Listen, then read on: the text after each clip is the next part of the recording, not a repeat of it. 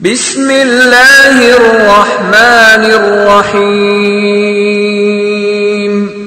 اللہ اکبر اللہ اکبر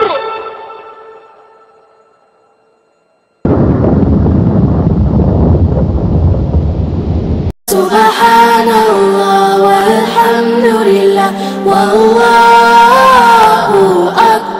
سبحان اللہ والحمد للہ واللہ اکبر سبحان اللہ والحمد للہ واللہ اکبر سبحان اللہ والحمد للہ واللہ اکبر سبحان اللہ والحمد للہ واللہ اکبر سبحان اللہ والحمد للہ واللہ اکبر.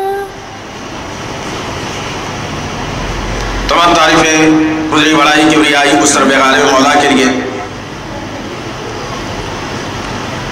جو تمام جہانوں کا پالنہار مدبر مشکل کشا حاجت روا، جس کی ذات میں کوئی شکوہ نہیں، جس کی دانش میں کوئی شکایت نہیں، میرے خطا سے لاریب ہے. درود و سلام محبت وحی کتاب حکمت کے مالک صاحب تعالی مراج براق صلی اللہ علیہ وسلم پر. سلام اس پر کہ جس کی سنگ پاروں نے گواہی دی، سلام اس پر کہ جس کی چاند تاروں نے گواہی دی، درود اس پر کہ جس کی زندگی رحمت ہی رحمت، درود اس پر کہ جس کا تذکرہ عینی عبادت. اللہم صلی علی محمد وعلی آل محمد بارک وسلم. بزرگوں اور عزیز نوجوان ساتھیوں اور پس پردہ سننے والی اسلام کی معزز معتبر خواتین، یہ اللہ کا احسان فضل کرم ہے کہ اللہ رب العزت نے گزشتہ جمعے سے آج کے جمعے تک اللہ کی دی ہوئی نعمتیں اور بہترین صحت سے نوازا. اور اللہ کا احسان یہ ہے کہ اللہ رب العزت نے آج پھر ایک مرتبہ ہم تمام کو مقدس دن جس کو جمعہ کہا جاتا ہے وہ عنایت فرما دیا. عزیزان محترم، انشاءاللہ تعالی آج کے اس جمعہ کے خطبے میں ہم جس طریقے سے عنوان منتخب کیا گیا کہ بھوک اور پیاس، صحابہ اور ہم، انشاءاللہ العزیز دیکھتے ہیں کہ جو اسلام جس پر میں اور آج آپ امن اور شانتی کا پیغام اور سندیش دیتے ہوئے اپنی زندگی گزار رہے ہیں، ہر پہلو اطمینان، ہر پہلو سکون و چین، ہر طرف خوشی، کوئی غم کا دور دور تک سایہ نہیں. اللہ رب العزت ہر گھر میں اللہ کے فضل اس کے کرم سے 30 دن کا اناج اور بینک بیلنس تمام تر نعمتوں سے اللہ نے نواز دیا. وہ اسلام جس پر میں اور آپ چل کر آج یہ سمجھتے ہیں کہ یہی اسلام ہے جس کے ذریعے سے لوگوں کو امن و شانتی حاصل ہوتی ہے، لیکن یہ اسلام کو نافذ کرنے کے لیے، اس اسلام کے قوانین کو بنانے کے لیے، اس اسلام کو لوگوں میں لانے کے لیے، اس اسلام کو انسانیت تک پہنچانے کے لیے جو طبقہ، جو لوگ اللہ اور اس کے رسول کے نقش قدم پر چلتے ہوئے اپنے آپ کو جنہوں نے مسمار کر دیا، جنہوں نے اپنی زندگیوں کو داؤ پر لگایا، جنہوں نے اپنے مال اور پیسے سے اسلام کی مدد کی، جن کے پاس کچھ کھانے کے نہیں ہوتا لیکن وہ لوگ دوسروں کی کیسے مدد کرتے. آئیے آج کے ان حالات اور واقعات سے ہم جائزہ لیں اور پھر دیکھیں کہ ہم انسانیت کے کیا کام آ سکتے ہیں. اس لیے کہ آج انسانیت لڑ رہی ہے، ہر طرف انسان پریشان حال ہے، سکون کی تلاش میں ہے. اور طلب بات یہ ہے، سب سے بڑا المیہ تو یہ ہو گیا کہ آج انسان کے پاس جب وہ کوئی طبقہ رہنے دو، کسی مذہب کا آدمی رہنے دو، جب وہ آدمی کے پاس کوئی تہوار آتا ہے تو اگر کسی طبقے والے کے پاس تہوار آیا تو دوسرے طبقے والے کو بڑی پریشانی شروع ہو گئی کہ اب کیا ہونے والا ہے پتہ نہیں ہے. یہ حالات کیسے پیدا ہوئے؟ اسلام موجود بھی ہو اور لوگ امن کا شکوہ کریں، اسلام موجود بھی ہو لوگ پریشان رہیں، اسلام موجود بھی ہو لوگ لوگ شکایت کریں، اسلام موجود بھی ہو اور مسلمانوں پر دہشت گردی کا لیبل بھی لگایا جاتا رہے. یہ ناممکن سی بات ہے. آئیے ان کی زندگیوں سے درس اور سبق لیں آج ہم، اور دیکھیں کہ ان کی زندگیاں کتنی قربان تھی اسلام کے خاطر، اور کیسے انہوں نے اپنے آپ کو اسلام کے حوالے کر دیا تھا، کیسے ان کے پاس اللہ اس کے رسول صلی اللہ علیہ وسلم کے باتوں کی فوقیت تھی، کس طرح سے انہوں نے اپنے آپ کو اسلام کی خاطر مسمار کر ڈالا. آئیے دیکھتے ہیں مکے کی سرزمین کا ایک واقعہ، پھر اس کے بعد مدینے کی سرزمین کے چند حالات. عرب کی سرزمین پر ہر آدمی خوش و خرم، سرسبز و شادمان، کسی کے پاس کوئی غم یا پریشانی نہیں سوائے ان لوگوں کے جو نوکر تھے، غلام تھے، لونڈی یا باندی تھے. باقی تمام رہنے والا طبقہ اچھا کھاتا پیتا، مال و جاگیر کے ساتھ، جن کے پاس اچھی اچھی غذائیں ہوتی تھی، جن کے پاس رہنے کا بہترین مکان بھی تھا، جن کے پاس بہترین دسترخوان چنے جاتے تھے، جن کے پاس مہمان نوازی بھی ہوا کرتی تھی، جن کے پاس مال و دولت بھی تھی، سونا چاندی بھی تھا، کھانا پینا بھی تھا. یہ تمام تر چیزیں لے کر انسان عرب کی سرزمین پر رہتا اور بستا چلا جا رہا تھا. اسے معلوم ہی نہیں تھا اللہ کون ہے، اسے نہیں معلوم تھا مشکل کشا کون ہے، اسے نہیں معلوم تھا عبادت کیسے کرنا ہے، اسے نہیں معلوم تھا ایک کو رہنما بنا کر اپنی ساری زندگی اس کے حوالے کر کے جینا ہے، اسے نہیں معلوم تھا اللہ کا کلام کیا ہوتا ہے، اسے نہیں معلوم تھا جنت کیا ہے، اسے نہیں معلوم تھا جہنم کی ہولناکی کیا ہے، اسے نہیں معلوم تھا رشتہ داری کیا ہے. یہ تمام تر چیزیں تھیں، لیکن ایک طرف تمام نعمتیں بھی اپنے جگہ پر تھیں. ہر آدمی اپنے تئیں کھاتے پیتے خوش و خرم زندگی گزار رہا تھا عرب کی سرزمین پر. لیکن انہی حالات میں اللہ رب العزت نے ایک برگزیدہ شخصیت محمد صلی اللہ علیہ وسلم کو رحمت العالمین، مالک حوض کوثر، شفیع المذنبین بنا کر مکے کی سرزمین پر نمودار کرتا ہے. محمد صلی اللہ علیہ وسلم اپنے درمیان میں لوگوں کے درمیان میں آتے ہیں اور لوگوں کے حالات پر نظر رکھتے ہیں، اور پھر اللہ کے حکم سے آپ نے وہ مزدہ سنایا جو نوح نے سنایا تھا، جو ابراہیم نے سنایا تھا، جو یعقوب نے سنایا تھا، جو اسماعیل سے سنایا تھا، جو اسحاق نے سنایا تھا، جو موسیٰ نے سنایا تھا، جو عیسیٰ نے سنایا تھا. ہر نبی نے اپنے دور میں جو کلمے کو دہرایا تھا، اسی کلمے کو محمد صلی اللہ علیہ وسلم نے بھی دہرا کر ساری انسانیت کے سامنے بات کو رکھی. کہا کہ قل لا الہ الا اللہ تفلحون. جب یہ کلمے کی آواز مکے کی فضاؤں میں گونجی، جب یہ آواز وہاں کے رہنے والے انسانوں کے کانوں میں داخل ہوئی، تو لوگوں میں عجیب قسم کا ایک وبال پیدا ہو گیا. اس لیے کہ اسلام اب عرب کی سرزمین پر پناہ لینے والا تھا. اسلام اب اپنے جھنڈوں کو عرب کے مشرکانہ ماحول میں گاڑنے والا تھا. اب اسلام کے تئیں ہر انسان کو زندگی گزارنے کا طریقہ سکھایا جانے والا تھا. اب کے رب کی پہچان کروائی جانے والی تھی. محمد صلی اللہ علیہ وسلم کو رسول اور نبی منوانا جانے والا تھا. یہ حالات تھے جو عرب کی سرزمین پر پیدا ہو رہے تھے. انہی ماحول میں جب اللہ کے رسول نے پیغام کو سنایا، تمام عرب کے قبیلوں میں عجیب سے ایک بے چینی شروع ہوئی. ہر آدمی پریشان ہوا، ہر آدمی اپنے تئیں سوچنے لگا کہ کیا ماجرا ہو گیا کہ 360 بت ایک طرف، ایک کو ماننا ایک طرف، مشکل کشا کسی اور کو تسلیم کیا جاتا رہا. محمد نے کہا کہ ایک کو مان لو صلی اللہ علیہ وسلم.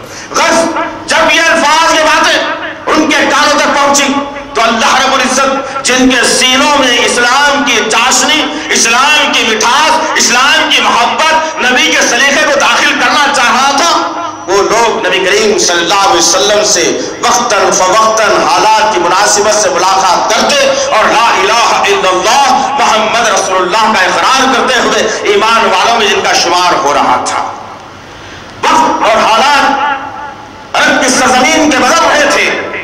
انگلیوں پر گنے جانے والے مسلمان ہزاروں کی تعداد میں چند ایک کی شناخت ہو چلی تھی کہ یہ بھی مسلمان ہیں، یہ بھی مسلمان ہیں. کل ملا کر کے 35 یا 40 مسلمان، اس سے زیادہ مسلمانوں کی تعداد عرب کی سرزمین پر نہیں. ہر طرف اسلام دشمن عناصر کا بول بالا، ہر طرف دشمنی اسلام سے سینوں میں بھری جا رہی تھی، کانوں میں نبی کے خلاف باتیں ڈالی جا رہی تھی، اور ہر آدمی یہ سوچ رہا تھا کہ کیسے اسلام کو میٹا جائے، کیسے محمد کے مشن کو روکا جائے، کیسے محمد کی شخصیت کو تکلیف دی جائے، کیسے محمد کے ماننے والوں پر پریشانی و مسائل و علام پیش پیش کیا جائے. ہر آدمی یہی سوچتا رہا. جب حالات آگے سے باہر ہونا شروع ہوئے, ایک کے بعد دیگر اسلام میں لوگ آنا شروع ہوئے, انہی حالات میں ابو جہل نے میٹنگ کال کی اور کہا کہ اب ایسے بات نہیں منوائی جائے گی. بات کو اگر منوانا ہو, مشن کو اگر فیل کرنا ہو, مشن کو اگر ختم کرنا ہو, اگر اپنے بنائے ہوئے خداؤں اور اپنے بنائے ہوئے معبودوں کی حفاظت اگر کرنا ہو, 360 کو نہیں چھوڑنا اور ایک کو نہ ماننا, اگر یہ مشن کو لے چلنا ہو تو ایک پروگرام طے کرنا پڑے گا. سب سے پہلے یہ پروگرام مکے کی سرزمین پر اسلام کے ماننے والوں کے خلاف طے ہوا اور یہ بنایا گیا کہ سوشل بائیکاٹ کیا جائے گا. اللہ اکبر. اور کرنے کی بات ہے عزیزان محترم, سب سے پہلے اسلام لانے والوں کے خلاف میں مکے کی سرزمین پر پروگرام طے ہوا کہ ان کا سوشل بائیکاٹ کیا جائے. سوشل بائیکاٹ کس کو کہا جاتا ہے؟ نہ خرید و فروخت کی جائے, نہ میل جول رکھا جائے, نہ سلام کیا جائے, نہ خیریت دی جائے, بلکہ ان کو ایک ایسے گھناؤنے مقام پر چھوڑا جائے جہاں پر سوائے سانپوں کے اور جنگلی جانوروں کے اور کچھ نہ ہو, ایسے مقام پر مقید کر دیا جائے. چنانچہ نبی اور نبی کے ماننے والے مسلمانوں پر مرسل وقت کے دشمنان اسلام نے ظلم کی حد کرتے ہوئے یہ کہا کہ اب ان کو مکے کی سرزمین سے آگے بڑھایا جائے. تمام ماننے والوں کو نبی کے ساتھ علیحدہ کر دیا گیا اور شعب ابی طالب کی گھاٹی میں محصور کر دیا گیا. ویسی شعب ابی طالب کی گھاٹی جس کے اطراف سے بڑے بڑے اونچے اونچے ہزاروں فٹ بلندی کے پہاڑ اور بیچ میں سے ایک راستہ نکلتا اور اس کے درمیان میں لے جا کر صحابہ کرام کو نبی کو چھوڑ دیا گیا اور اس کے دروازے کو بند کر دیا گیا. ایک دن کی بات نہیں تھی عزیزان محترم. جتنا کھانا پینا صحابہ کے ساتھ تھا, جتنا کھانا پینا نبی کے ساتھ تھا, جتنا کھانا پینا لوگوں کے ساتھ تھا, لوگوں نے کچھ پانی رکھ لیا, کچھ کھجور کو رکھ لیا, کچھ ستو کو رکھ لیا, کچھ جو کو رکھ لیا. ہر شخص اپنی استطاعت کے مطابق جو میسر تھا رکھ لیا. ایک دن کی بات نہیں تھی, 2 دن کی بات نہیں, 3 دن کی بات نہیں, بلکہ مکمل 3 سال تک نبی کریم صلی اللہ علیہ وسلم اور صحابہ کرام کو شعب ابی طالب کی گھاٹی میں محصور کر دیا گیا. ذرا سوچو, جس اسلام کا آج میں اور آپ مذاق بناتے ہیں, جس اسلام پر دہشت گردی کا لیبل ہم نے لگایا, جس اسلام کو آج بدنام میں اور آپ معاشرے میں کرتے ہیں, جو اسلام آج بدنامی کا داغ بن چکا ہے, جہاں 4 داڑھی والے جمع ہو جائے معاشرے میں قسم کے عجیب سے سراسمگی آتی ہے اور لوگ سمجھتے ہیں کہ یہی وہ داڑھی والے ہیں جو معاشرے کے اندر فساد برپا کرنے والے ہیں. غرض کہنے کا مقصد یہ عزیزان محترم, آج اسلام اتنی تباہی کے دہانے پر آ گیا, لیکن اس کے باوجود میری اور آپ کی زندگی میں کسی قسم کی تبدیلی محسوس نہیں ہوتی. ہم اپنے پڑوسی کو منوانے سے قاصر ہیں کہ اسلام دہشت گردی نہیں سکھاتا, اسلام کسی کی جان دینا نہیں سکھاتا, بلکہ اللہ کا خود فرمان ہے سورہ مائدہ کی آیت نمبر 32 کے اندر کہ اللہ رب العزت نے فرمایا, اے لوگوں یاد رکھنا اس بات کو, اگر کوئی آدمی ناحق کے کسی ایک انسان کی جان لیتا ہے تو یاد رکھنا کہ وہ شخص اتنا بڑا قاتل ہے گویا کہ اس نے تمام انسانوں کو قتل کر دیا. اگر کوئی ایک آدمی کسی ایک انسان کی جان بچاتا ہے تو گویا اس کے اعزاز میں یہ بات کہی گئی کہ اس نے ساری انسانیت کو بچا لیا. اسلام نے یہ درس دیا. اب آئیے صحابہ کی زندگی سے دیکھتے ہیں کہ 3 سال تک لوگ قائد میں رہے, لوگ گھاٹی میں رہے, ان کے پاس کوئی روشنی کی چیز نہیں. صبح روشن سورج طلوع ہوتا, اسی کی روشنی میں لوگ چلتے پھرتے ایک دوسرے کی خیر خیریت لیا کرتے تھے. لیکن جب رات کا اندھیرا چھا جاتا تو لوگوں کو خوف تھا کہیں ریت کا بچھو نکل کر نہ ڈس لے, کہیں کوئی جانور سانپ آ کر کے نہ ڈس لے. اسی خوف کے اور ہراس کے ماحول میں 3 سال تک نبی کریم صلی اللہ تعالی علیہ وسلم اور صحابہ کرام اسلام کو بچانے کی خاطر, اسلام کی خوشنودی کی خاطر, اسلام کو پھیلانے کی خاطر, اسلام لوگوں میں لانے کی خاطر, جنت حاصل کرنے کی خاطر, جہنم سے بچنے کی خاطر اپنے آپ کو وقف کر دیا. انہی 3 سال کے اندر ایک شخصیت جب باہر آتی ہے اور اس کے بعد اپنا زندگی کا واقعہ لوگوں کے سامنے پیش کرتی ہے اور کہتی ہے وہ کوئی اور نہیں نبی کریم صلی اللہ علیہ وسلم کے رشتے کے مامور حضرت سعد بن ابی وقاص رضی اللہ تعالیٰ عنہ کہتے ہیں جب ہم کو قید کر دیا گیا, جب ہم قید و بند میں چلے گئے, باہر کے لوگوں سے ہمارا رابطہ ختم کر دیا گیا, ہم سے کوئی بات کرنے والا نہیں, کوئی ملنے والا نہیں, کوئی ہماری خیر خیریت لینے والا نہیں. انہی حالات میں ہم ایک دوسرے کو دیکھتے ہوئے جو ہمارے پاس اناج تھا کھاتے ہوئے زندگی گزار رہے تھے. میں بھی اپنے خبیر خاندان کو لیا ہوا, اپنے بیوی بچوں کو لیا ہوا ایک کونے میں بیٹھا ہوا ہوں اور سوچتا ہوں کہ حالات کب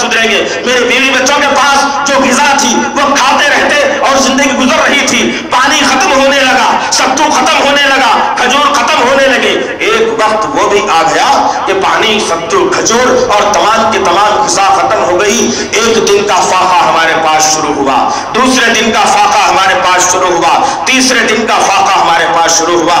میں دیکھتا ہوں میری بیوی بھوک سے نڈھال ہو کر پڑی ہوئی ہے. میرے بچوں کو میں دیکھتا ہوں, میرے پیر پکڑ کر کہتے ہیں میرے بچے کہ ابو جان کھانے کے لیے کچھ ہے تو لا کر کے دینا, پانی کے لیے کچھ 2 گھونٹ پانی ہے تو ہمیں دینا. بچے بلکتے رہے, بیوی ترستی رہی, ہم ان حالات سے گزرتے رہے. میں نے سوچا ایک مرتبہ کہ نبی کریم صلی اللہ علیہ وسلم کی خدمت اقدس میں جاؤں گا اور وہاں سے کچھ کھانے کے لیے ان کے پاس موجود ہو تو میں وہ کھانا اٹھا لاؤں گا تاکہ میرے بیوی بچے بھی کھا کر کے کچھ سیریاب ہو جائیں. میں اپنی جگہ سے اٹھا اور بچوں اور بیوی سے کہا میں ابھی جا رہا ہوں محمد صلی اللہ علیہ وسلم کے پاس, کچھ کھانا ہو تو لا کر کے تمہیں بھی کھلا دوں گا. جب قدموں کو اپنے ڈال کر نرم نرم ریت پر میں جا رہا تھا, میرا پاؤں اچانک ایک سخت چیز پر پڑا جو ریت کے نیچے تھی. میں لپٹ کر اسی جگہ پر بیٹھ گیا اور ریت کو دونوں ہاتھوں سے کریدنے لگا. ریت کو جب ہاتھ ہٹانے لگا نیچے مجھے ایک چھوٹی سی چمڑے کی چیز نظر آئی. پتا نہیں کس کا چمڑا تھا, وہ مجھے چیز اتنی بھا گئی, مجھے بھوک اتنی شدت کی تھی کہ نبی کے سے میں بات کرنے کے لیے قابل نہیں تھا. میں نے اس چمڑی کو اٹھایا اور منہ میں ڈال کر چبانے لگا اور اسی چمڑی کو چباتے چباتے اپنے حلق سے نیچے اتار لیا اور اپنے قدموں کو دھیرے دھیرے کشا کشا نبی کی خدمت میں لے گیا اور جا کر کے کہتا ہوں یا رسول اللہ, بچے پریشان ہیں, بیوی بھی بلک رہی ہے, ڈھال سے گر رہی ہے, میں مرد ہوں, کچھ اللہ نے مجھے طاقت دی ہے, آپ کے پاس میرے بچوں کی بھوک کو مٹانے کا کچھ سامان اگر ہو, کچھ لقمے اور پانی اگر ہو تو میرے بیوی اور بچوں کے لیے عنایت کر دینا. نبی کریم صلی اللہ علیہ وسلم اپنی جگہ پر ڈھال بیٹھے ہوئے ہیں اور اشارہ کرتے ہیں کہ میرے ماموں ذرا اس تھیلے کو ہاتھ ڈالنا, اس میں اگر کچھ کھانے کا سامان ہو تو اپنے بیوی بچوں کے لیے لے جانا. اب حضرت ابو وقاص رضی اللہ تعالیٰ کہتے ہیں کہ میں نے جب تھیلے میں ہاتھ ڈالا تو وہاں سے ایک روٹی کا ٹکڑا میرے ہاتھ کو لگا اور میں اس روٹی کے ٹکڑے کو چھپٹ کر اپنے ہاتھ میں کھینچ لیا اور بھوک کی شدت اتنی تھی کہ میں نے اپنے دونوں دانتوں کے درمیان میں رکھ کر اس روٹی کو چبانے کی کوشش کرتا ہوں تو دیکھتا کیا ہوں کہ دانت ہلتے ہیں لیکن روٹی چبائی نہیں جاتی, اتنی سخت وہ روٹی تھی. میں نے نبی کی طرف پلٹ کر دیکھا, نبی نے میری طرف نگاہ ملاتے ہوئے کہا کہ میرے ماموں یہ ہے وہ غذا تمہارے نبی کی, جب کبھی تمہارے نبی کو بھوک لگتی ہے اس میں سے کچھ روٹی کا ٹکڑا میں لیتا ہوں, کچھ پانی لیتا ہوں, اس روٹی کے ٹکڑے کو پانی میں بھگاتا ہوں اور پانی میں رکھ کر کے جب وہ کچھ کھلنے کے لیے آتا ہے اطمینان کرتا ہوں کہ اب میں چبانے کے قابل ہوں, وہ روٹی کا ٹکڑا اپنے منہ میں ڈالتا ہوں, اسے چبا کر اپنے حلق سے نکلتا ہوں. جب وہ روٹی کا ٹکڑا میرے پیٹ میں جاتا ہے میرا رب جانتا ہے کہ میرے پیٹ میں کتنی تکلیف ہوتی ہے. وہ تکلیف کی وجہ سے جب مجھے اجابت آتی ہے اور وہ اجابت کے لیے جو جاتا ہوں تو بکری کے میدنیوں کی طرح مجھے اجابت آتی ہے جس سے مجھے پیٹ میں شدید تکلیف ہوتی ہے. عزیزان محترم, ذرا غور کرنے کی بات ہے, اس اسلام کو نافذ کرنے کے لیے نبی نے خود اپنے اوپر ظلم کو سہا, مصیبتوں کو سہا, نبی کے ماننے والوں نے جان نثاری کا ثبوت دیا. ذرا تم غور کرو تو صحیح کہ رمضان کا مہینہ تھا, مسجدیں جگمگا اٹھی تھی, رمضان کا مہینہ ختم ہوا, مسجد ویرانے کا شکوہ بنتی. رمضان آیا, چہروں پر داڑھی نمودار ہوئی, رمضان ختم ہوا, چہروں سے داڑھی کے آثار بھی ختم ہو گئے. رمضان آیا, پیشانے پر نماز کے گڈھے بھی تھے, رمضان ختم ہوا, پھر گٹکا اور سگریٹ چالو ہو گیا. ہر طریقے کا اسلام پر جتنی بدگمانی ہونا ہے مسلمان وہ کام پورے کر گزر رہا ہے آج, جس کی بنیاد پر ایک ملک نہیں ساری دنیا کی انسانیت جو اسلام کے خلاف میں ہے اس کی بنیاد وجہ یہی ہے کہ ہم نے نبی کے اصول پر کارآمد نہیں ہوئے. نام نبی کا, طریقہ ابو جہل کا, نام نبی کا, اخلاق ابو لہب کے, نام نبی کا, طریقہ اخنج بن شریف کا. ہم نے دشمنوں کے طریقے کو اختیار کر کے نبی کا نام ہم نے دے دیا. نہ اخلاق ہمارے درست ہے, نہ کھانا پینا ہمارا درست ہے, نہ میل ملاپ ہمارا درست ہے, نہ لین دین ہمارا درست ہے, نہ عبادتیں ہماری درست ہے, نہ میل ملاپ ہمارا درست ہے, نہ خاندانی روایت ہماری درست ہے. اور کرو تو صحیح کہ یہی اسلام کو نافذ کرنے کے لیے صحابہ کرام نے اتنی بڑی مشقتیں اور مصیبتوں کو جھیلا. کیا ہمارے پاس کیا ایسی مصیبتیں کبھی آئی ہیں؟ کیا ہم نے اسلام کو نافذ کرنے کی خاطر کبھی 2 لقموں کو چھوڑا بھی ہے؟ افسوس کی بات ہے جب ہجرت ہوئی مدینے کے سرزمین پر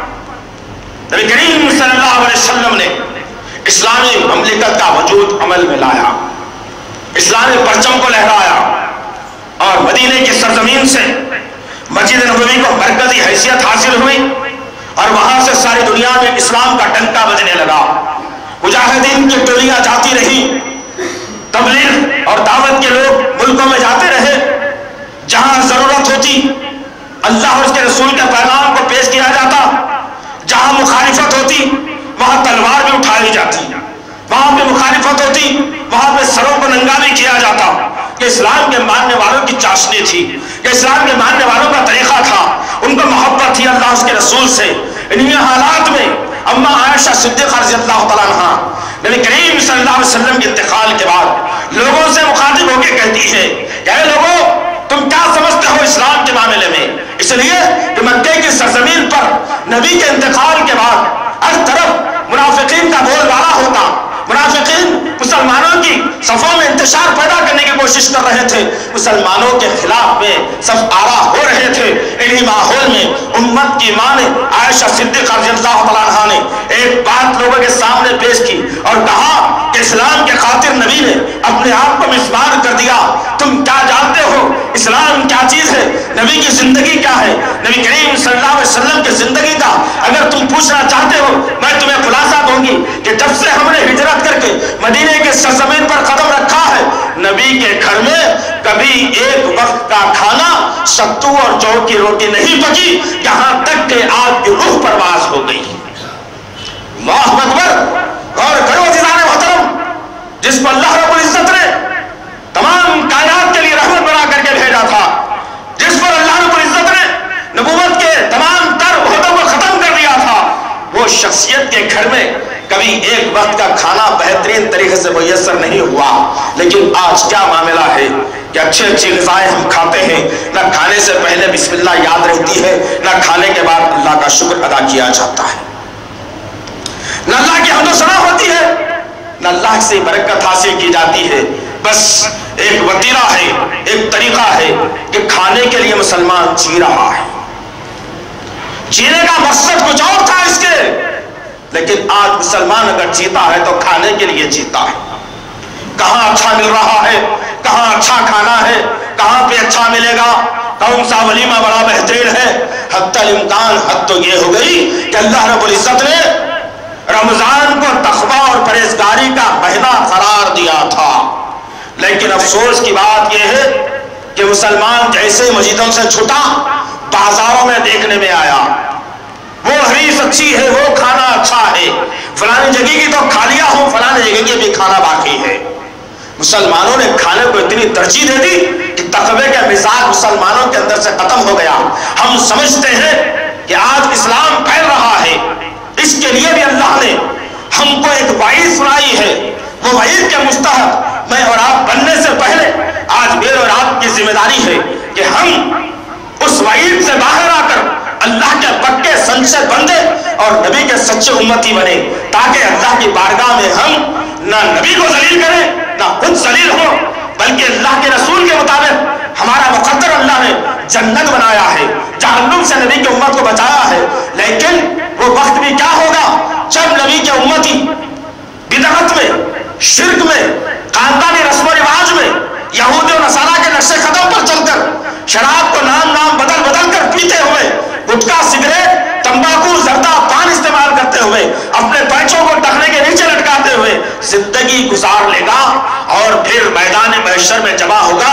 नबी ने फख्र से कहा था, ऐ लोगों, बनी इस्राइल के बाद मेरी उम्मत और मेरी उम्मत तमाम दुनिया पर फौकियत रखेगी, इसीलिए अल्लाह ने मेरी उम्मत को आखिरी में भेजा है। क़यामत तक मेरी उम्मत रहेगी और तमाम लोगों में सबसे रुतबा बुलंद मेरी उम्मत का रहेगा और अल्लाह ताला सबसे मेरी उम्मत आखिरी में दुनिया में आएगी, लेकिन जन्नत में जाने वालों में पहला मुकाम मेरी उम्मत का रहेगा। नबी ने फख्र किया, हमने उन फख्र को ठोकरों में उड़ा दिया। हमने उस फख्र की कोई अहमियत नहीं रखी, हमने उस फख्र का कोई वक़्त नहीं रखी।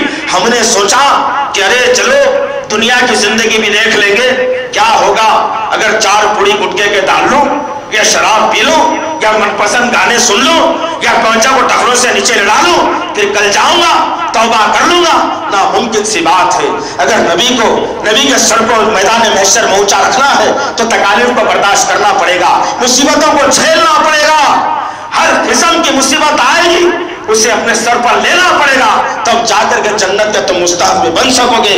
دیکھتے ہیں نبی کی زندگی میں کس طریقے سے صحابہ کرام نے عمل کر کے بتایا۔ ایک کوئی موقع تھا کہ نبی کریم صلی اللہ علیہ وسلم مسجد نبوی کے اندر بیٹھے ہوئے ہیں اور آپ کی آواز میں کسی قسم کی نقاہت اور کراہٹ آنے لگی، آواز تھر تھری ہوتی ہے۔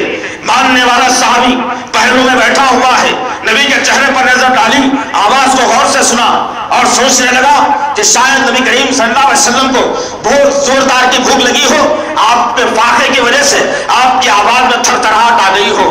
اپنے جگہ سے اٹھا اور اپنے گھر کا رخ کرتا ہے، اپنے گھر کا داخلہ لیا اور بیوی سے کہنے لگا، اے فرما بردار بیوی، نبی کی آواز میں نے آج نقاہت اور کراہٹ دیکھی ہے، نبی کی آواز تھر تھرا رہی ہے، شاید ہو سکتا ہے بھوک کی شدت ہو، نبی کسی کے سامنے بھوک کا اظہار نہیں کرتے، لہٰذا ہمارے گھر میں اگر کچھ کھانے کے لیے میسر ہو تو تیار کر دینا۔ بیوی نے کہا، کچھ جو کا آٹا رکھا ہوا ہے، میں اس سے روٹیوں کو تیار کرتی ہوں، تم نبی کو جانا اور نبی کو بلا کر لانا تاکہ وہ کھا کر سیار ہو جائے، تاکہ وہ کام کرنے کے قابل بھی بن جائے۔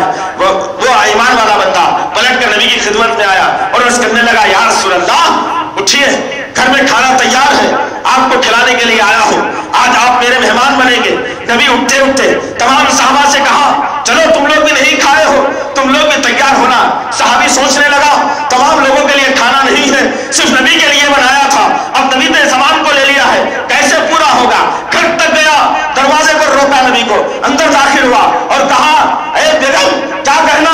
نبی نے تمام ساتھیوں کو اپنے ساتھ لا لیا ہے، اب کھانے کا کیا ہوگا؟ بیوی نے دسترخوان بچھایا، روٹیوں کو رکھا، اس پر کچھ گھی کو اڈل دیا اور نبی اور ساتھیوں کو اندر بلایا گیا۔ نبی سے کہا گیا کہ دعوت تو آپ ایک کی تھی اور کھانا بھی میسر نہیں ہے، جو تھا نکال دیا ہے، آپ نے تمام لوگوں کو بلا لیا۔ نبی نے کہا، جب مسلمان کے ہاں دستر بچ جاتا ہے اور ایمان والوں کے لیے کھانا نکالا جاتا ہے اور بسم اللہ کہہ کر جب مسلمان کھانے میں ہاتھ ڈالتا ہے تو اللہ رب العزت اس کھانے میں ایک کی جگہ 4 کی برکت دے دیتا ہے۔ اللہ اکبر، نبی کے لیے ایک کا کھانا تھا، نبی نے ہاتھ ڈالا اور بسم اللہ کہہ کر روٹی توڑنے لگے، خود کھاتے گئے، صحابہ کھانے لگے، 10 صحابہ کی ٹولی آتی رہی، کھاتی رہی، جملہ 80 صحابہ کرام تھے جنہوں نے مکمل کھانا کھایا۔ ذرا غور کرو تو صحیح، آج ہمارا معاملہ کیا ہے کہ پہلا دن مہمان، دوسرا دن انسان، تیسرا دن شیطان، کسی بھی طریقے سے مہمان کو گھر سے باہر کر دیا جائے۔ یہ سوچتا ہے انسان کہ یہ زیادہ دن رہیں گے تو میرا کھانا خرچ ہو جائے گا، یہ سوچتا ہے انسان میرا رزق میں کمی ہو جائے گی۔ نعوذ باللہ من ذالک، یاذ باللہ، آج ہماری ذہنیتوں میں کوتاہی آ گئی، آج ہماری ذہنیتیں پلٹ گئی، جس کی بنیاد پر ہم اتنے نکمے ہو گئے اور گھروں سے اللہ نے رحمت اور فضیلت برکت کے نظام کو ختم کر دیا۔ اور کرو کہ اسلام کے خاطر نبی کریم صلی اللہ علیہ وسلم آپ کے ماننے والوں نے کتنی مشقتوں کو جھیلا تھا۔ ایک وہ وقت بھی تھا کہ نبی کریم صلی اللہ علیہ وسلم کے گھر میں مسلسل کئی دن ہو گئے چولہا نہیں جلا تھا۔ آپ اپنے سر پر چادر کو ڈالیں، آپ کا طریقہ کار یہ ہوتا کہ آپ کبھی بھی ظہر کے بعد باہر نہیں نکلتے تھے، اکثر دھوپ کے اوقات میں۔ آپ اس دن کیا کیا؟ ظہر کی نماز ادا کی، اپنے حجرے میں تشریف لے گئے۔ عائشہ صدیقہ سے پوچھنے لگے کہ عائشہ کچھ کھانے کے لیے بھی موجود ہے؟ عائشہ نے گردن ہلا کر جواب دیا کہ کچھ کھانے کے لیے نہیں ہے۔ پھر اپنے نگاہوں کو نیچے کر لیا، نبی کریم صلی اللہ علیہ وسلم اپنی جگہ سے کھڑے ہوئے اور اپنے عمامے کو لیا اور سر پر چادر کو ڈالا اور دونوں ہاتھوں سے پکڑ کر چلچلاتی دھوپ میں اپنے گھر سے نکلے اور مسجد قباء کا رخ کرتے۔ مسجد قباء کا رخ کیا، دھوپ تیز ہے، گرما کا موسم ہے، ہر طرف سنسناہٹ، کوئی آواز بھی نہیں۔ نبی کریم صلی اللہ علیہ وسلم مسجد قباء کا رخ کیا، مسجد قباء میں تشریف لیتے ہیں۔ جیسے ہی آپ نے تشریف لیا، آپ نے 2 آدمیوں کو دیکھا جو آپ سے پہلے موجود تھے، ایک ابوبکر صدیق، ایک عمر بن خطاب رضی اللہ تعالیٰ عنہم اجمعین۔ یہ دونوں کو آپ نے دیکھا اور آپ نے مخاطب کر کے کہا، اے میرے ساتھیوں، یہ وقت تو گھر میں آرام لینے کا ہے، کون سی ایسی تکلیف، مصیبت اور پریشانی ہے جس کی بنیاد پر تم لوگ اپنے گھروں کو چھوڑ کر اتنی دور تشریف لائے ہو۔ دونوں ایمان والوں نے کہا یا رسول اللہ کیا بتائیں کہ کئی دن ہو گئے پیٹ میں لقمہ نہیں پڑا ہے، پانی سے زندگی گزر رہی ہے، بھوک کی نقاہت پریشانی نے قدموں کو ایسے اٹھایا کہ پتہ نہیں کدھر جا رہے ہیں۔ ہم نے مدینہ قباء کا رخ کیا اور یہاں پر ہم آ گئے۔ دونوں نے مل کر سوال کیا، پوچھا یا رسول اللہ آپ بتاؤ آپ کدھر آنا ہوا؟ نبی نے کہا اے میرے ساتھیوں تمہاری جو حالت ہے تمہارے نبی کی بھی وہی حالت ہے۔ اللہ اکبر۔ عزیزان محترم ذرا غور کرو تو صحیح، ہر وقت تازہ تازہ کھانے کی عادت پڑ چکی، اگر کبھی رات کا سالن صبح کو آئے تو بہوں میں گرہ آ جائے گی، کہیں گے کیا ہو گیا ہے گھر کو آخر۔ اگر ایک وقت کی روٹی دوسری وقت میں مل جائے تو روٹی کو دسترخوان سے اٹھا لیا جائے گا اور کہا جائے گا کہ کوئی غریب مسکین فقیر آئے تو دے دینا کہ ہم یہ کھانے والے ہیں۔ نعوذ باللہ من ذالک، یاذ باللہ۔ اور کرو کہ نبی کی زندگی نے کیا درس دیا ہے مجھے اور آپ کو۔ جب بیٹھے رہے ابوبکر صدیق نے کہا یا رسول اللہ قریب میں ابو ایوب انصاری کا گھر ہے، مہمان نوازی میں مشہور ہے، ہم اس کے پاس جائیں گے شاید اس کے پاس ہمیں کچھ کھانے کے لیے مل جائے۔ اٹھے نبی کریم صلی اللہ علیہ وسلم اور صحابہ کو دونوں کو لیا اور ابو ایوب انصاری رضی اللہ تعالیٰ عنہ کے گھر کو گئے، دستک دیا، اندر سے آواز آئی عورت کی کون؟ کہا کہ تمہارا نبی۔ فوراً اس امت کی ماں نے دروازے کو کھولا اور کہا یا رسول اللہ آپ مہمانی کے لیے آئے، اندر بیٹھیے۔ ابو ایوب نہیں ہے، ہم کو پینے کے لیے میٹھا پانی لانے کے لیے گئے ہیں، وہ ابھی آتے ہوں گے، انتظار کر لیجیے۔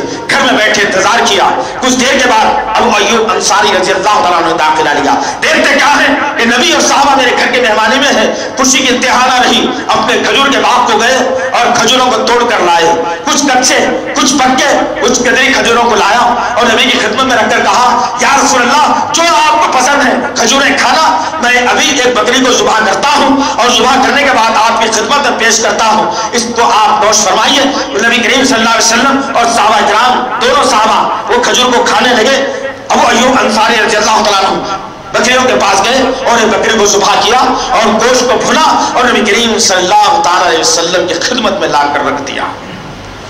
غور طلب بات ہے عزیزان محترم، ہم کو صرف سننے کی عادت پڑ گئی ہے، یہ سننے سے زیادہ ان واقعات کو اپنے سینوں میں جگہ دینے کی ضرورت ہے۔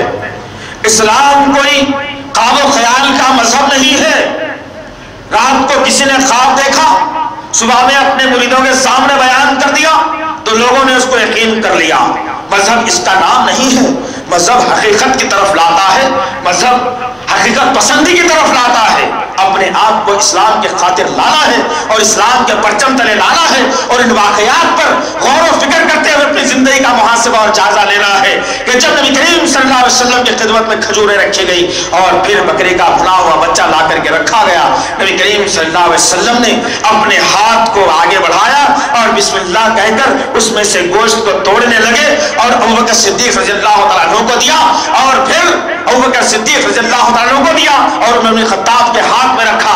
دونوں صحابہ اور نبی کریم صلی اللہ علیہ وسلم اس گوشت کو کھانے لگے، کھجوروں کو کھانے لگے۔ جب سیریاب ہو گئے، پیٹ جب آپ لوگوں کا بھر گیا تو اٹھ کر جب کھڑے ہونے لگے، عمر بن خطاب رضی اللہ تعالیٰ عنہ اور نبی کریم صلی اللہ علیہ وسلم جب کھڑے ہونے لگے تو نبی کریم صلی اللہ علیہ وسلم نے کہا اے میرے ساتھیوں، آج جو نعمت تم نے اللہ کا نام لے کر استعمال کی ہے، اللہ تعالیٰ قیامت کے دن تم سے اس بارے میں سوال کرنے والا ہے۔ اللہ اکبر۔ جن کے پاس فاقہ، جن کے پاس پریشانی، جن کے پاس کھانے کے لیے کچھ نہیں، لیکن اس کے باوجود اتنا خوف نبی دلا رہے ہیں کہ جو نعمت تم نے اختیار کی ہے، کھائی ہے، اللہ تعالیٰ تم سے اس نعمت کے بارے میں ضرور سوال کرنے والا ہے۔ کیا ہم نے کبھی سوچا ہے لقموں کو اٹھاتے وقت کیا اچھی غذا کھاتے وقت کم سے کم نبی کی اس پریشانی کو دیکھا ہے؟ کیا اچھی غذا کو حلق سے اتارتے ہوئے صحابہ کے مشکلات کو سامنے رکھا ہے؟ ہرگز نہیں عزیزان محترم۔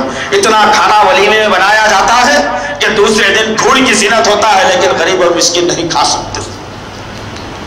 ہمیں یہ وطیرہ اختیار کیا، پھر کیسے اسلام کا پرچم بلند ہوگا؟ کیسے لوگوں کے دلوں سے اسلام کے متعلق شک و شبہات دور ہوں گے؟ کیسے اسلام کے متعلق لوگوں کے دلوں سے ہم شک کو دور کر سکیں گے؟ کیسے مساجد بھریں گی؟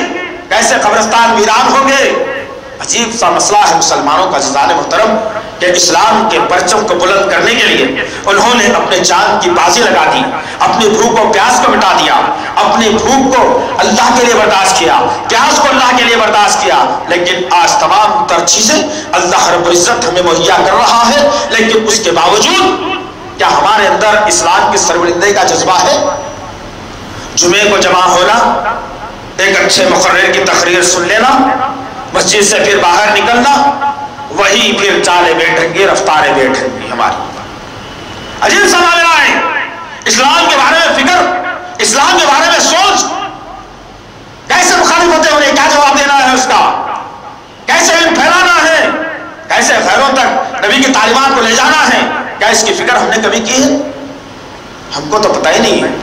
بس جیسا چل رہا ہے، مہینے کو ایک مرتبہ گھر میں بڑی رقم آ جائے، اس رقم سے مہینے کا 30 دن کا اناج دلا دوں، گھر میں خرید و فروخت کے پیسے دے ڈالوں، جو شوق کرنا ہے اس کے میں اخراجات برداشت کر لوں، خود کے لیے اچھے کپڑے بنا لوں، اچھے گھر کو صوفہ سیٹ سے سجا کر کے رکھوں، یہ ہم نے وتیرہ بنا لیا ہے۔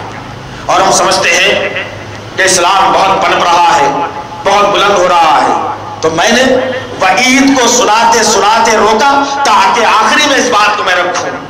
اللہ رب العزت نے سورہ محمد صلی اللہ علیہ وسلم کی آخری آیت میں اللہ تعالیٰ نے وعید سنائی ہے ان کے لیے جو لا الہ الا اللہ محمد رسول اللہ کا کلمہ پڑھ کر اپنے آپ کو مسلمانوں کے زمرے میں رکھ کر اسلام سے غافل، اسلام سے دور، نبی کی سیرت سے دور، صرف برائے نام مسلمان رہنے والوں کے متعلق اللہ رب العزت نے بڑی ہی چتاونی اور چیلنج دیا ہے۔ اور اللہ نے کہا، اے لوگوں، اے ایمان لانے والوں، اگر تم اپنی ذمہ داریوں سے منہ موڑ لو گے، اگر اپنی ذمہ داریوں سے منہ پھیر لو گے، تو پھر یاد رکھو اللہ کو تمہاری کوئی ضرورت نہیں ہے، اللہ کو تمہاری کوئی ضرورت نہیں۔ اللہ تعالیٰ تمہاری جگہ ایک ایسی قوم کو لے آئے گا جو اللہ کو سب سے زیادہ محبوب ہوگی، جو ایمان والوں سے محبت کریں گے اور اسلام دشمن عناصر سے خطرناک دشمنی رکھیں گے۔ ذرا غور کرو، دن بھر میں کتنوں سے ملاقات ہوتی ہے، ہم کتنوں کے سامنے اسلام کی بات کرتے ہیں، دن بھر میں کتنے دوستوں سے ملاقات ہوتی ہے، ہم کتنے دوستوں کے ساتھ میں احادیث اور قرآن کی بات کرتے ہیں، کتنے غیر مسلموں سے ملاقات ہوتی ہے، کتنے غیر مسلموں کے سامنے ہم قرآن اور حدیث کی بات کو رکھتے ہیں، مسلمانوں کے حالات کی بات کو رکھتے ہیں، اسلام کی بات کو رکھتے ہیں، قرآن کے واقعات کو رکھتے ہیں، نبی کی سیرت کو رکھتے ہیں، صحابہ کے جذبات کو رکھتے ہیں۔ کیا ہم نے یہ کیا ہے کبھی؟ بس روز صبح و شام مسلمان کی زندگی گزر رہی ہے، بس ایسے ہی گزر رہی ہے۔ یہ تو اللہ کی رحمت ہے، یہ تو اللہ کی فضیلت برکت ہے، اللہ رحم ہے، رحم کر رہا ہے اس امت کے اوپر کہ 3 وقت کا کھانا تمہیں میسر ہو رہا ہے، ٹھنڈا پانی تمہیں میسر ہو رہا ہے، اچھی غذا اللہ تمہیں دے رہا ہے، صحت اللہ تمہیں دے رہا ہے، تو اس کی فضیلت اور رحمت ہے۔ ورنہ اللہ اگر پکڑ کرنے پر آ جائے تو پھر یاد رکھنا کہ پیروں کے نیچے زمین کھسک جائے گی، پیروں کے نیچے زمین نکل جائے گی۔ اللہ کے غضب کو ہم نے دیکھا ہی کیا ہے، اللہ کا غضب کسے کہتے ہیں؟ اگر کبھی پڑھنا ہو تو سورہ قصص پڑھ کر دیکھیے کہ فرعونیوں پر اللہ نے کیسے غضب کا مظاہرہ کیا تھا۔ کبھی سورۃ البقرہ کا ایک بیچ کا حصہ پڑھ کر کے دیکھیے کہ یہودیوں پر اللہ رب العزت نے کیسے اپنے عذابات کو مسلط کیا تھا، کیسے اپنے غضب کا مظاہرہ کیا تھا۔ کبھی اگر پڑھنا ہو سورہ ہود پڑھ کر کے دیکھیے جس میں اللہ رب العزت نے حضرت ہود، حضرت شعیب، حضرت صالح علیہ السلام کے واقعات کو بیان کر کے فرمایا کہ جو نافکار، جو غدار بندے ہوتے ہیں، جو نبی کو مانتے ہوئے نبی کے مخالفت میں عمل کرتے ہیں، ان کے ساتھ ہمارا مظاہرہ کیا ہوتا ہے۔ اللہ نے اپنے کلام میں کھول کھول کر بیان کر دیا۔ ایک بات یہ کہ آج امت محمدیہ پر اگر غضب اللہ کا نازل نہیں ہوتا، عذاب سے اگر اللہ تعالیٰ دوچار نہیں کر رہا ہے، تو اس کی ایک اہم دلیل مجھے بھی ہے۔ یہ مت سمجھنا کہ ارے بھائی پورے روزے رکھتا ہوں جس کی وجہ سے میں بچ رہا ہوں، یہ مت سمجھنا قرآن اچھی آواز میں پڑھتا ہوں جس کی وجہ سے میں بچ رہا ہوں، یہ مت سمجھنا کہ زکوٰۃ صحیح وقت پر دے رہا ہوں پھر میں بچ رہا ہوں، یہ مت سمجھنا کہ صدقہ کرتا ہوں میں بچ رہا ہوں، یہ مت سمجھنا کہ میں اللہ रसूल साहबा को छोड़कर जो मखलूक में औलिया को तराश लिया है और चारों तरफ चारों को बिठाकर उनको अल्लाह का दर्जा देकर उनकी परस्तिश कर रहा हूं तो इसलिए बच रहा हूं, यह ख्वाब खरगोश है। बल्कि बचने की अहम तरीन वजह यह है उम्मत मोहम्मदिया की कि अल्लाह रब्बुल इज्जत हर नबी को एक दुआ सिखाता था। नूह अलैहिस्सलाम से लेकर मूसा ईसा अलैहिस्सलाम तक हर नबी को अल्लाह रब्बुल इज्जत ने एक दुआ सिखाई। अहम तरीन दुआ वो दुआ यह होती थी कि जब उनके मानने वाले, उनके कौम के लोग, उनके मुल्क के लोग जो मुखालिफीन में हुआ करते थे, नबी की मुखालिफत में आते, नबी के मानने वालों को और नबी को तकारीफ दिया करते थे, कानून के खिलाफ में अमल करते थे, कानून को बालाताक रखते थे, कानून को मानते नहीं थे, अल्लाह की जात में शिर्क किया करते थे, अल्लाह के नबी के तौहीद किया करते थे अमल से, कौल अमल से। तो जब वो नबी अल्लाह की बारगाह में अपने दस्तक को उठाता और नबूवत वाले हाथ को अपने अल्लाह की बारगाह में फैलाता और अल्लाह से कहता कि अल्लाह रब्बुल इज्जत ये कौम नहीं मानती, ये कौम नहीं जानती, ऐ अल्लाह जितना समझाना था, जितनी वही थी, तमाम की तमाम चीजों को पहुंचा दिया है हमने, अब हम बड़ी जिम्मा है।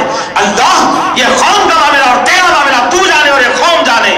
जब ये दुआ नबी की जुबान से निकलती, अल्लाह रब्बुल इज्जत नबी को और उनके मानने वालों को रात रात हुक्म देता कि अब जगह छोड़ दो, मुल्क छोड़ो, यहां से दूर हिजरत करके चले जाओ, क्योंकि इस मुकाम पर अजाब आने वाला है। यह नबी, हर नबी के दौर में ऐसे ही हुआ।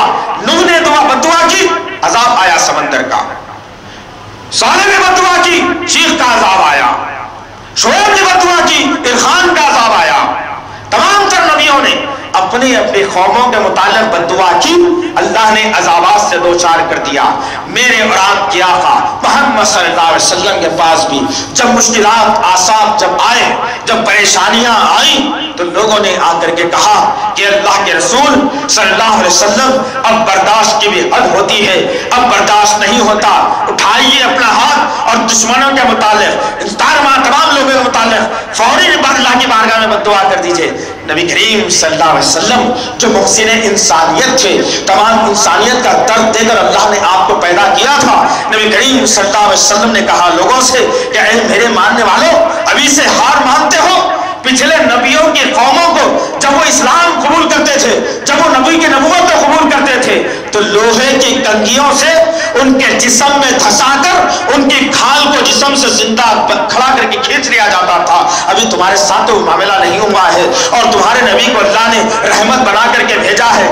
मैं अपनी दुआ को दुनिया में खर्च करने वाला नहीं हूं, मैं अपनी उम्मत के लिए आखिरी वक्त में मैदान महशर में उस दुआ को संभाल कर रखा। ये है नबी का तरीक़ाकार वतीरा जो हमारे लिए नबी ने आखिरी में अपनी दुआ को बचा करके रखा है। वरना उम्मत के हालात इतने कर्मनाक हैं, इतने खतरनाक हैं, इतने वाहियात हैं, इतने जालिमाना हैं कि उम्मत 2 मिनट में जमीन तड़प जाए और धंस जाए इसके अंदर। लेकिन अल्लाह की तौफीक है कि हम बरगुज़िरा नबी के उम्मती होने के नाते अल्लाह हमें बचा रहा है, रोज अच्छी ग़िज़ा खिला रहा है, रोज सेहत दे रहा है, रोज आंखों की रोशनी को बढ़ा रहा है, रोज ग़िज़ा में तब्दीली दे रहा है। अल्लाह ताला हर मुश्किल और हर परेशानी से बचा रहा है। अगर देखना हो आज की तारीख में अल्लाह के गज़ब को, तो कभी अखबारात की औराख या न्यूज चैनल के बटनों पर दबाकर देखो तो दुनिया का एक मुल्क लरज़ रहा है, तड़प रहा है अल्लाह के कर्ब और अजाब से, जिसका नाम जापान है, जिसने पर्दे के खिलाफ में सबसे पहले हुक्म जारी किया था, जिसने कहा था कि 1400 साल पहले का कानून कुरान आज हम इसे नहीं मानेंगे। जब ये कवानीन को उसने अपने सरजमीन के लोगों पर नाफिज करने की कोशिश की, तो अल्लाह रब्बुल इज्जत ने भी जो बोलता नहीं, जो सुनता नहीं इंसानों की, न इंसानों की बोली समझता है, न इंसानों की बात सुनता है, न जिसको आंख है, न जिसको कान है, न जिसको ग़िज़ा की जरूरत होती है, जो सुनता भी है तो अल्लाह की सुनता है, जो बोलता है तो अल्लाह की ही सुनता है, जो कहता है तो अल्लाह उसकी सुनता है। अल्लाह ने समंदर के पानी के एक कोने को हिस्से को इशारा किया, कहा कि मेरे कानून में बड़ा खिलत, मेरे नबी की शरीयत में बड़ा खिलत। एक समंदर के वो पानी के कोने के पानी जरा लरस जाना। उस समंदर के पानी ने जब 40-50 फीट ऊंचा अल्लाह के हुक्म से उठना शुरू हुआ तो वो एटमी शहर जो आज सारी दुनिया को अपने पैरों तले रौंदने का ख्वाब देख रहा था, जो इस्लाम के परचम को अपने मुल्क से निकालने के बारे में सोच रहा था, अल्लाह ने गजब का मुजाहरा किया। आज तक मुल्क समझ नहीं पा रहा है। यह है अल्लाह के गजब का मुजाहरा। जहां अल्लाह गजबनाक होता है वहां इंसानियत की परवाह अल्लाह के पास नहीं रहती। अल्लाह के पास अगर परवाह है तो अल्लाह उसके रसूल के कानून की परवाह है, बाकी किसी और की नहीं। फैजान मोहतरम, आज शदीद जरूरत है मैं तमाम भाइयों से और बहनों से पुरखुलूस की गुजारिश करूंगा, इल्तिमास है, दरखास्त है कि आप लोग इस्लाम से बेबहरा मत होइए। जुमे के दिन मस्जिद को भर देना, आम दिनों में इधर उधर की गप्पाशी में रह जाना, रात भर सड़कों पर इधर उधर घूमते फिरना, होटलों का खाना खाना, गार्डनिंग करना, पिकनिक पार्क में जाना, गाने सुनना, अच्छी दावतों में रहना, ये हमने एक वतीरा बना लिया है। लिहाजा मेरी आपसे गुजारिश है कि वक्त और हालात बड़ी तेजी के साथ क़यामत की जानिब जा रहे हैं, तबाही की तरफ जा रहे हैं। उससे पहले कि क़यामत का सूरज मगरिब से निकलना शुरू हो, तौबा का दरवाजा बंद हो जाए, उससे पहले मेरी और आपकी जिम्मेदारी है कि हम अल्लाह के घरों को मजबूती से थाम लें, अल्लाह के घरों को भर दें, बाजार खाली हो जाए, अल्लाह के घर तंग दामनी का शिकवा करें। छोटी मस्जिद अगर हो तो बड़ी बनवाने का शिकवा हो जाए, जगह तंग हो जाए मस्जिदों की, इतने मस्जिदों को भर दीजिए और अपनी रात को नींदों से उठिए और अल्लाह की बारगाह में सर्व सजूद होइए, अपनी गलतियों को अल्लाह के सामने रखिए, नाक को रगड़िए, जन्नत के हुसूल के लिए अल्लाह से सवाल कीजिए, जहन्नुम से बचने का अल्लाह के पास सवाल रखिए। फिर देखिए तो सही कि किस तरीके से एक मुस्लिम माशरा बेहतरीन तरीके से तैयार होता है, कैसे इस्लाम का जज्बा हमारे अंदर पैदा होता है। अल्लाह से दुआ है कि अल्लाह रब्बुल इज्जत जो कुछ भी कहा गया है कहने वाले को, सुनने वालों को सही तौर पर अमल करने की तौफीक अता फरमाए। ऐ मेरे अल्लाह, जिसकी वजह से आज हम हादिसों का शिकार हो गए, इख्तलाफात का शिकार हुए, ऐ मेरे अल्लाह, हर घर में कुरान खोलने वाली औरत कुरान खोलने वाला मर्द बना दे, हर घर में कुरान सुनाने वाली औरत कुरान सुनाने वाला मर्द पैदा फरमा दे। ऐ मेरे अल्लाह, आपस के इंतशार को खत्म फरमा दे, आपस के इंतशार को खत्म फरमा दे। ऐ मेरे अल्लाह, ये मुल्क एक अमन का गहवारा है, ये मुल्क एक अमन का गहवारा है जहां से इस्लाम की तालीम बड़ी आसानी से पहुंचाई जा सकती है। ऐ मेरे अल्लाह, हर दुश्मन की नजर से इस मुल्क की हिफाजत फरमाना, और मेरे अल्लाह, जो कोई भी इंसानियत के खिलाफ में अगर बम फोड़ रहा है, अगर कहीं कोई चाल चल रहा है, ऐ मेरे अल्लाह, हम तो निहत्ते हैं, हम कमजोर हैं, कोई रहनुमा, कोई आलिम, कोई मुफ्ती इस उम्मत का जिम्मेदार नहीं। मेरे पाक परवरदिगार, तेरे सहारे तले जीते हैं, तेरे सहारे तले मरते हैं। मेरे पाक परवरदिगार, आज इस्लाम पर आंच आ रही है, काम कोई और करता है, मुसलमानों पर आंच आती है। ऐ मेरे पाक परवरदिगार,